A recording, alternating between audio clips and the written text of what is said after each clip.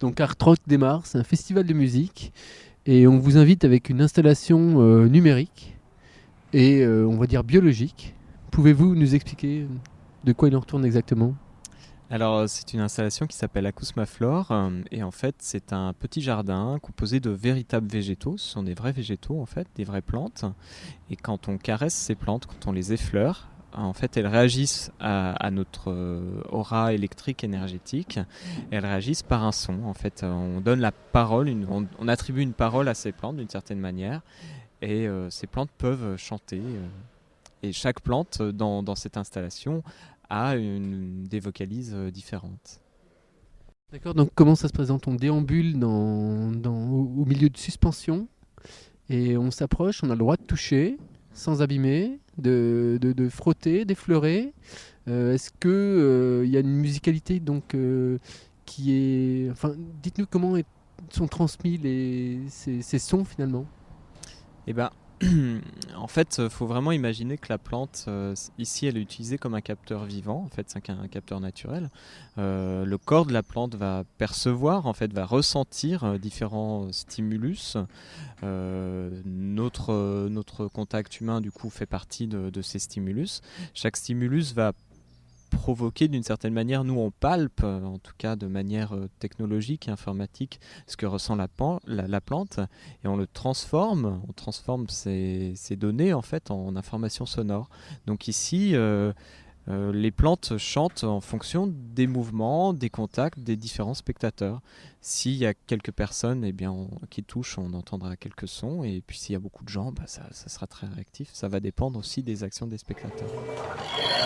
Je sais pas si ça a beaucoup marché parce que comme les plantes font du bruit en même temps. Désolé.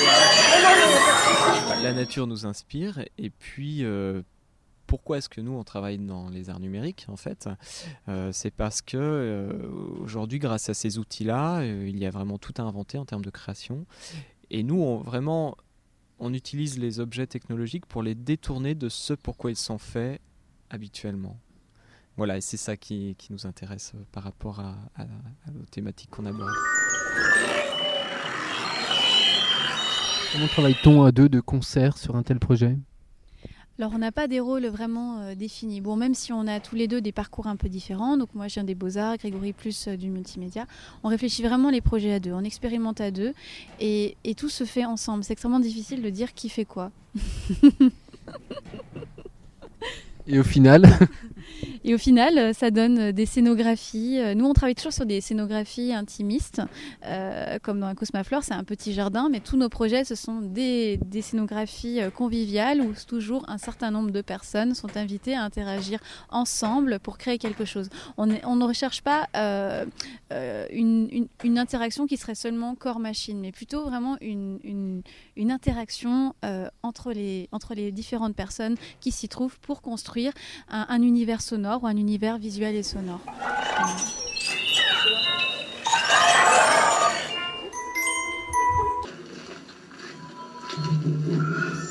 Ici, vous avez le droit de toucher.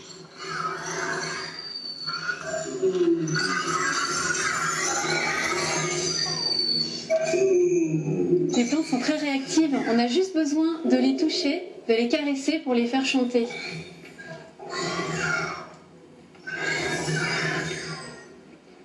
Et chaque plante chante à sa façon.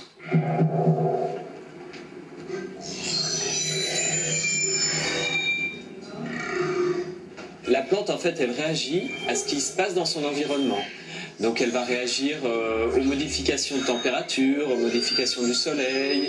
Il y a plein de petites interférences que la plante va ressentir, et c'est ça ce qu'on entend. Et en fait, on parle de travail sur un design de l'invisible, parce qu'ici, en fait, on rend audible ce qui est invisible. Les plantes ont-elles une âme? Anaïs et Grégory ont créé ce dispositif.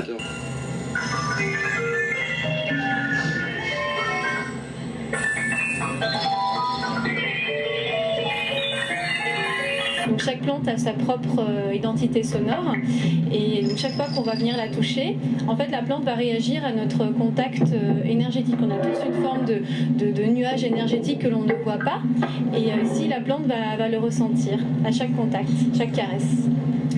En fait, d'une certaine manière, dans ce projet, la plante, les plantes, ce qu'on entend en fait, la plante fait office d'antenne dans son espace. C'est un capteur vivant qui capte tout ce qui se passe dans son environnement. Donc quand on la touche, ça réagit, et là ce qu'on entend derrière, c'est parfois des petites variations dans l'atmosphère électromagnétique ou électrique. Et donc ils vont être déclenchés par un souffle, par le vent, par... Qu'est-ce qui sert de capteur dans la plante elle-même? Alors, c'est pas le mouvement, mais c'est vraiment ce qu'on transmet. C'est pour ça qu'on parle de nuages énergétiques, de nuages électrostatiques en fait. Et à travers ce projet, finalement, on rend audible ce qui est invisible. C'est vraiment la plante qui joue d'elle-même ce qu'elle ressent. D'ailleurs, si toutes les plantes meurent, il n'y a plus de son. C'est aussi simple que ça. L'installation est complète.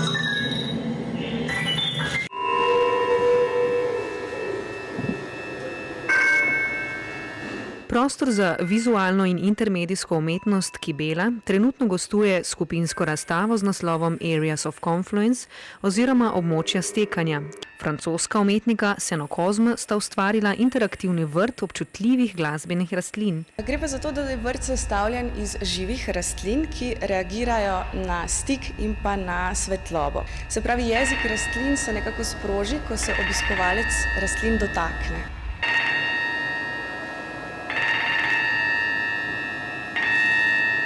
Rožice, rastlinice čutijo energijo in digitalna tehnologija pa omogoča ta prenos med našo nevidno električno auro in pa zvokom. Voici l'expo la plus étrange du moment, c'est à Labège, près de Toulouse. Ici, les plantes font de la musique quand on les touche, grâce à un savant mélange entre végétaux et technologies numériques. Ici, il suffit de toucher les plantes pour se rendre compte qu'elles sont réactives au corps humain. C'est d'ailleurs le fil conducteur de cette expo, l'interaction entre l'homme et la nature, à découvrir à la maison Salvant à Labège jusqu'au 2 février.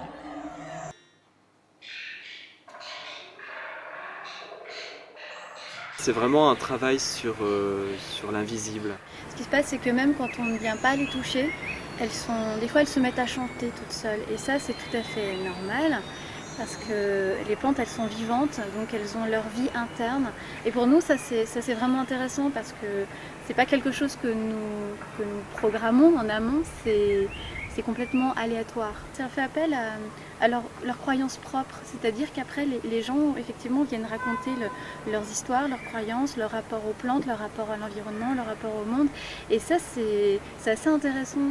Donc on passe des moments aussi avec eux où les gens viennent nous raconter leurs propres sentiments par rapport à ça, leurs propres croyances. Et ça, je trouve ça très beau.